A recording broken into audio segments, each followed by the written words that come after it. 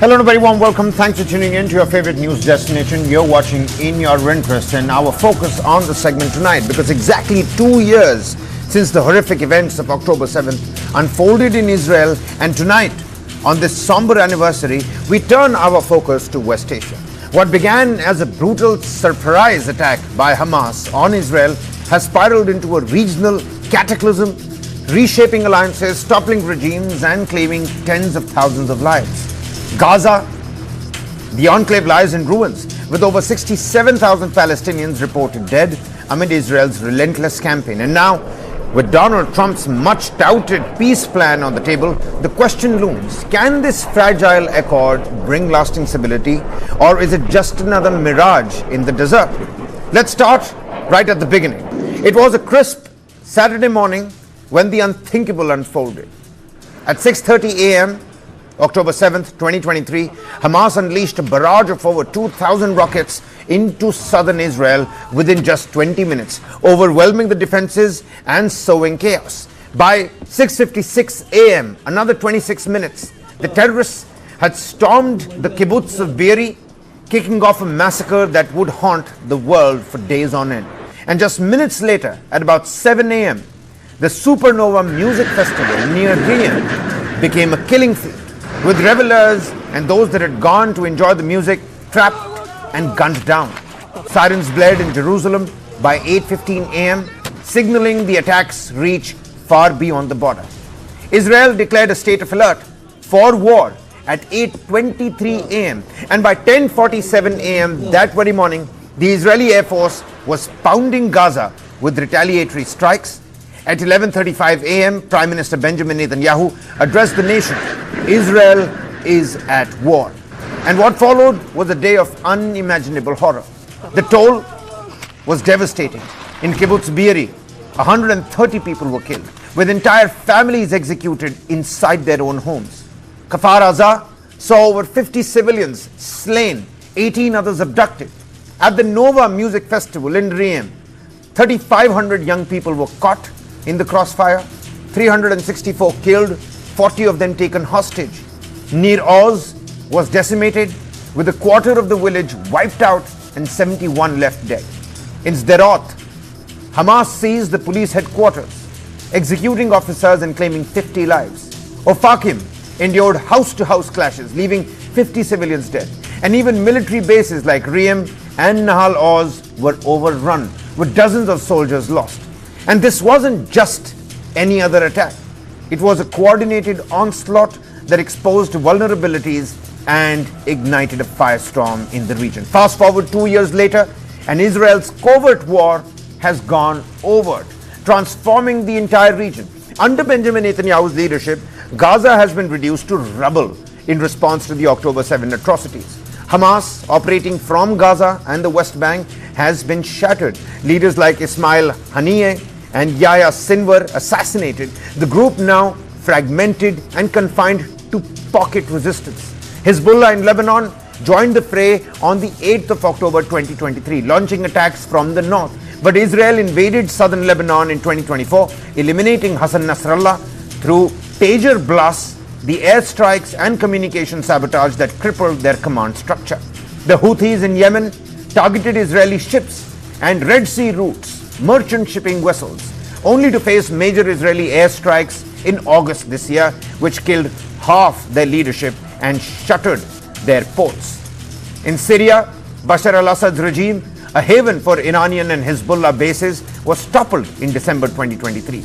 Israel seized more of the Golan Heights, effectively removing Syria from the strategic equation. And then there's Iran, the architect of the so-called axis of resistance. After launching direct missile strikes and attacks, Iran faced Israel's 12-day war in June 2025, where the IRGC leaders were killed, and with United States' direct support, nuclear sites like the Fordo were destroyed.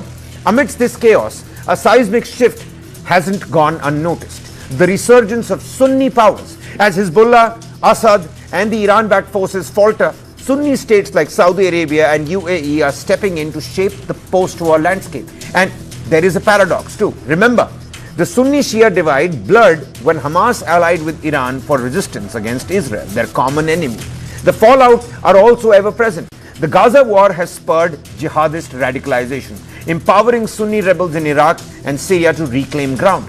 The big picture is that the Sunni bloc is ascending, the Shia axis retreating, but new risks of instability loom large. And now the wild card, Donald Trump's 20-point peace plan. Will it work? The parties involved include Israel, Hamas, the US as mediator, and Egypt and Qatar facilitating the talks. Key agreements so far have been temporary halt to military operations, humanitarian aid flowing into Gaza, and partial prisoner exchange. But points of contention run deep as well. Hamas has refused to surrender or give power to non-Palestinian players. Border control mechanisms and any long-term political solutions remain hotly debated. So 2 years after Hamas's attack on Israel, who are the winners and who are the losers? The verdict is mixed. Donald Trump, for one, is claiming a diplomatic breakthrough that bolsters his post-2024 legacy as the ultimate deal maker. Benjamin Netanyahu and Israel emerge stronger, with Gaza in ruins and no major concessions, retaining veto power over reconstruction to neutralize threats. The United States' defense industry scores big points, with $5 billion in new missile defense contracts and arms sales surging. Boeing stock is up by 5%. Sunni Arab states like the UAE and Saudi gain a greater role in Gaza's governance, containing Iran backed by a $10 billion UAE pledge and Saudi Arabia positioning as regional stabilizers. The losers, you may ask. Well, Hamas and Palestinian militants face forced disarmament, possible exile or prosecution, and the loss of any governance role. A bitter defeat after over 10,000 fighters have been killed already. Iran and its proxies see their influence wane, with arms to Hamas and Hezbollah curtailed and sanctions biting even harder. The Palestinians suffer the most. Statehood guarantees are vague. Over 2 million displaced, reconstruction a distant dream amid the famine risks, and they're continuing to grow. Even Russia loses out. Sidelined by this US We've got an informed set of panelists with us, a one-on-one that's going to come towards you just in a short while. The big question that we're trying to decode. In a region redrawn by war, who will ultimately control Gaza's future? Israel, Sunni states, or a fractured Palestinian leadership? Will Donald Trump's peace plan truly hold? Or will points of contention like the ceasefire duration and border controls derail it into renewed violence? Joining us here on the broadcast, Dr. Wael Awad, strategic expert, West Asia, joining us live from London. Many thanks for taking out the time, Dr. Awad. First and foremost, Dr. Awad, let's understand, 2 years on, West Asia looks like a crippled chessboard. You've got Iran that's weakened. The Sunni bloc seems to be consolidating in power, its resurgence and assertiveness, and Israel seems to be entrenched. From people who are trying to look at West Asia, let's say sitting back at home here in India, who's really winning on this chessboard, sir? Thank you for having me. I think we should not see the problem with the fight between Israel and the Arab world from only 2 years of the event. However, the event, we all know that, and you know it very well, it is more than 100 years old. It is ever since also the creation of Israel in 1948, where the Israeli expelled more than 750,000 Palestinians and destroyed 125 villages and towns in Palestine, and all of them expelled. 75% of the Palestinian refugees took refugees even inside Gaza Strip. All these things have taken place. However, the continued resistance to occupation continued even after that, with 1948, 1967, 1956, 1967, 1973. All this continued till Israel was annihilating and expanding at the cost of the Palestinians, till they were able to occupy the whole of Palestine. So therefore, when the 7th of October took place, it was just, because Gaza was not actually a heaven on earth. Gaza was already in war with Israel. There was 5 wars fought by the Israeli government against Gaza, but because Hamas took the advantage of the loopholes in the security, and they made that major attack without reading the geopolitical changes and the Israeli retaliation against that attack. All this have led to this. So, however, I believe the biggest loser of this war is the Palestinians themselves. All right. The Arab states as well, Dr. Awad, especially the Sunni bloc, they're silent or, over even backing parts of Donald Trump's own plan. Has the Palestinian cause lost their regional champions? I mean, people here are asking those stark questions now. No, I don't think they have lost. In fact, it has brought up the world awareness about the suffering of the Palestinians. Look what's happening in London. Look what's happening in Spain when I was in Spain as well. Look what's happening in all over Europe and the United States. The whole world is uprising. The whole world is awakening to the Israeli atrocity. It's a total genocide. It is for the last 1 year. In fact, if you look for the last 1 year, did any attack from the Palestinians took place against Israel? It's just a total bombardment. 200,000 tons of bomb has been thrown in Gaza, more than the two world war, more than Hiroshima, more than any war in the world. Total of all this war has been, not much of that bomb has been dumped on Gaza Strip, and yet we see more than 67,000 people have been killed, more than 159,000 people have been injured, more than 2,700 total family has been wiped out. More than 80% of the destruction of Gaza is complete. More than 85% occupied by Israel. More than 650 kids have died because of starvation as well. So let's see where the humanitarian crisis, the whole world is witnessing now. It's no more Gaza because of Hamas. It is the Palestinian issue that the people are recognizing that Israel does not recognize any Palestinian state. And that's what Netanyahu said in 1992. 1995, he wrote in his book. He also said it. He torn the Oslo Agreement, threw it in the dustbin, and he said, no Palestinian state. And his own activist killed Ishaq Rabin, the prime minister of Israel, who signed the Oslo Agreement with Yasser Arafat. So why can't we read, the actual figure and reality of what's happening on the ground, rather than justifying this total genocide? The Abraham Accord, the Oslo Accord that you just mentioned, Camp David as well, and now the Donald Trump deal, it demands that Hamas's disarmament and foreign supervision of Gaza. Does that mean that Palestinians lose even the limited autonomy that they had? You just a couple of minutes back pointed out the Palestinian people are the biggest losers in all of this.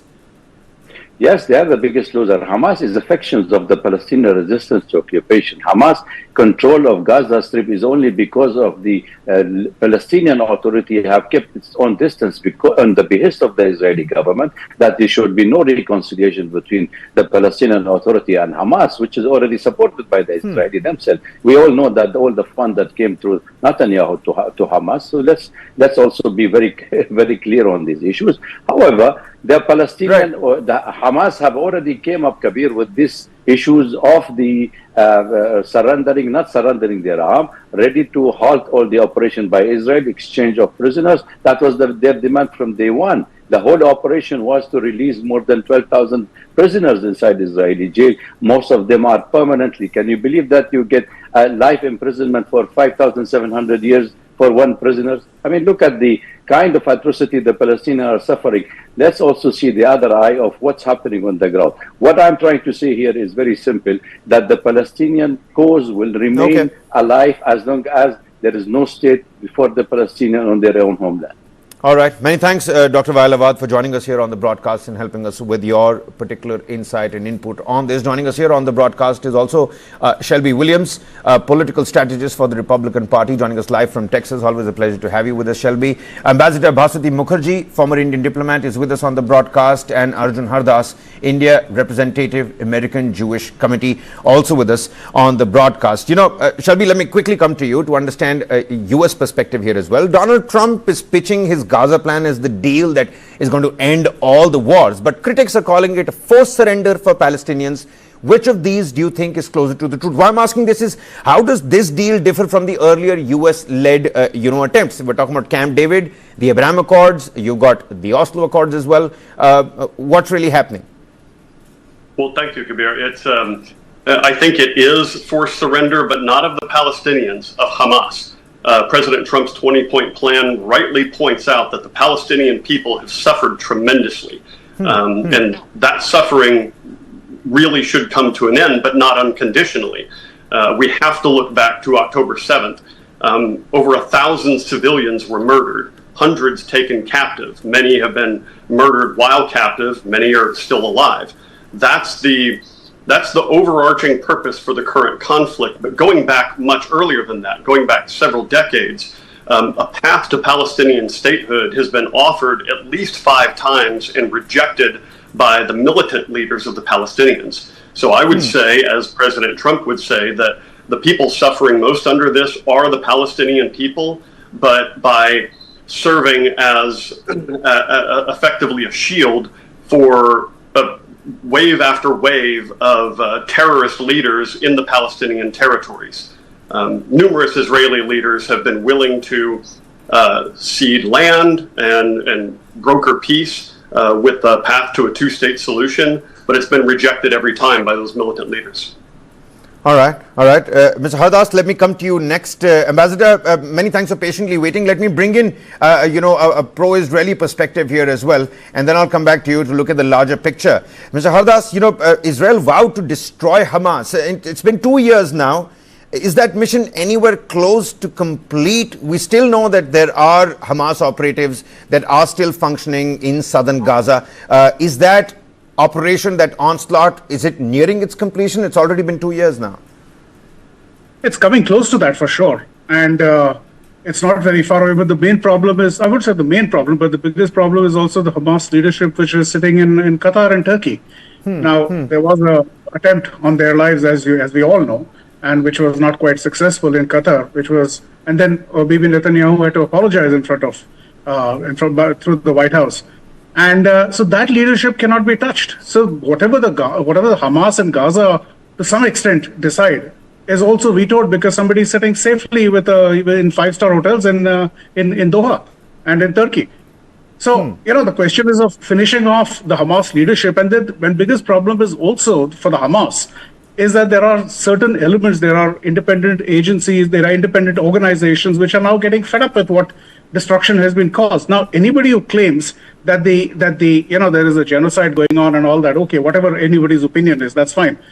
There is no genocide, but whatever the opinions are, the end result is if there is something happening, you surrender, you release the hostages, then start with the first step.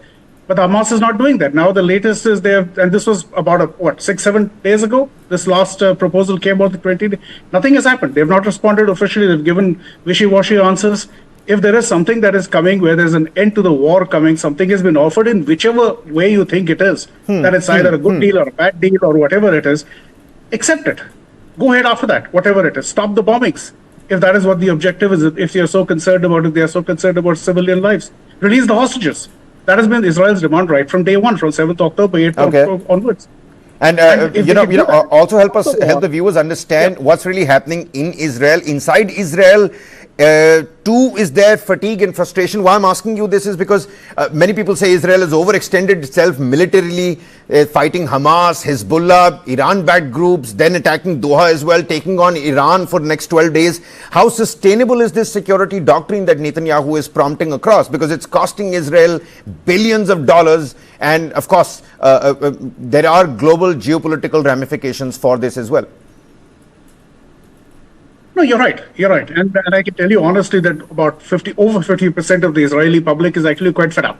And then there is the lobby for the hostages. People are saying just end the war, finish it off. There are about, I think, 1,100 soldiers have died in the last 2 years. But that doesn't seem to suit Netanyahu at this point in time. Is that a credible argument? We can't even say, I agree. It sounds, Kabir, it sounds like that, yes. But first of all, we can't second guess what's going on in Jerusalem, in the government, whatever the reasons are. But being a democracy, it is answerable for the public. The people will take the reckoning eventually. And the question here is, again, I'm sorry to repeat again and again, stop the war, release the hostages. Maybe the rest of it, as in terms of surrender, etc., can be discussed later. But stop the war, release the hostages. At least that basic should be done, shouldn't it? It's been 2 years. Seems like easier said than done. Ambassador Mukherjee, let me come to you next. You heard Shelby, you heard Mr. Hardas. You probably got excerpts of what Dr. Awad was trying to say.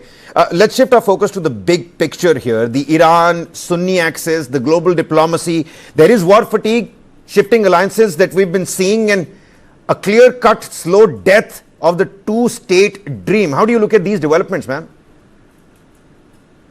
I look at these developments first from, Kabir, what happened in the G20 summit in Delhi. There we were, Israel was in the process of being re-inducted as a major player in the Middle East. The normalization process between Israel and the major Sunni powers was almost complete. And India was looking at an India-Middle East corridor with Israel in it. And Israel, as you know, is a very close strategic partner of India. Whether we rely on Trump or not, that's a different issue. We've never had any problems with Israeli support for us, on any problem. So, if you look at that scenario, Kabir, of the G20 summit, and look at it now, it's very clear that Israel has been unfortunately reduced to partial pariah status, which it had before Camp David. That is very unfortunate from Israel's perspective and from the perspective of Israel's supporters, including India. Okay, that's the first thing. There have been no pro-Palestinian processions in India, although we are the second largest world's Muslim population. These are taking place in the West, in Europe, not in India. That's very interesting too. But you have to also look at the history. That this Hamas was created by Israel to rein in the Palestinian Authority. It was a kind of play that, for instance, Mrs. Gandhi did, unfortunately, in the events leading up to the Golden Temple. And you create a monster, and the monster slips out of control. This is what happens.